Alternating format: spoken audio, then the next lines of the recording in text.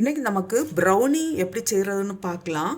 அதுக்கு தேவையான பொருட்கள் dark chocolate 150 gram, butter 100 gram, brown sugar அரை cup, cocoa powder 2 tablespoon, maida 1 cup, 2 முட்டை, vanilla essence 1 teaspoon, coffee powder 1 teaspoon.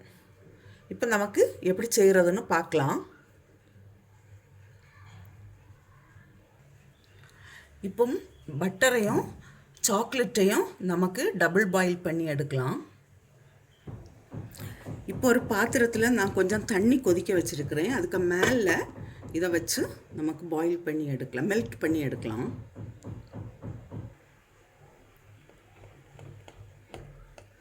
கொஞ்சம் சாக்லேட்டும் பட்டரும் melt ஆக தொடங்கிட்டு நல்லாவே மெல்ட் ஆகி வரட்டும்.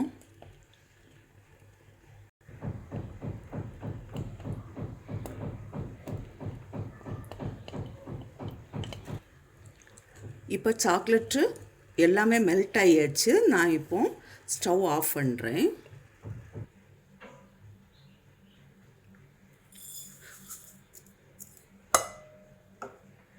சுகரையும் முட்டையும் மிக்ஸ் பண்ணலாம்.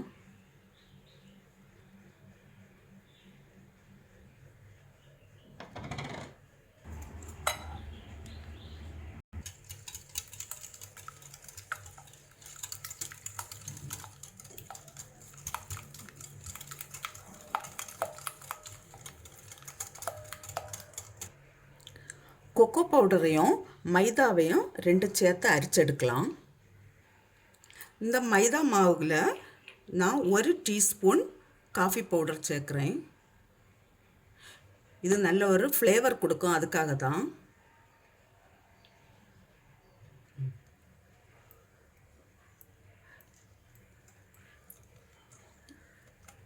முட்டைக்கு கூட முட்டையும் பட்டரும் வச்சு அடிச்சிருக்கிற கூட இந்த சாக்லேட்டை போட்டு நமக்கு மிக்ஸ் பண்ணி எடுக்கலாம். இப்போ 1 டீஸ்பூன் வெனிலா எசன்ஸ் சேர்க்குறேன்.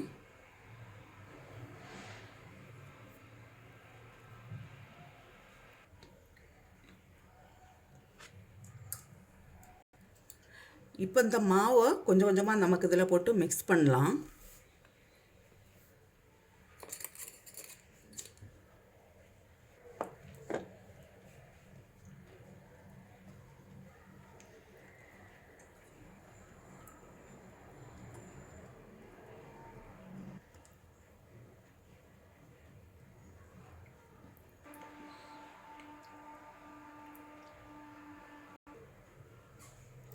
இதில் இப்போ ஒரு பிஞ்சு சால்ட் போடலாம்.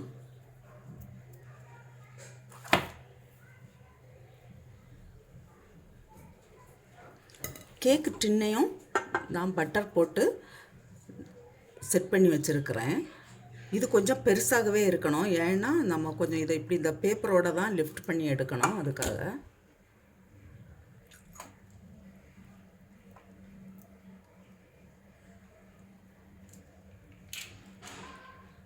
இதில் நாம் பேக்கிங் பவுடரும் பேக்கிங் சோடா ஒன்றும் போடலை. அதனால இது மற்ற கேக்கு போல் ரைஸ் ஆகி வராது.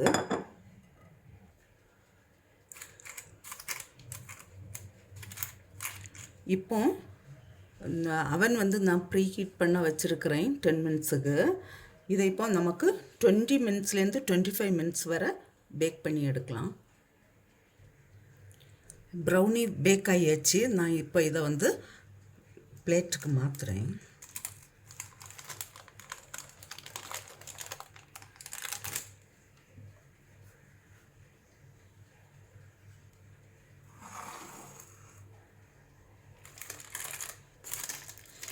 இது கொஞ்சம் ஆறின பிறகு கட் பண்ணலாம்.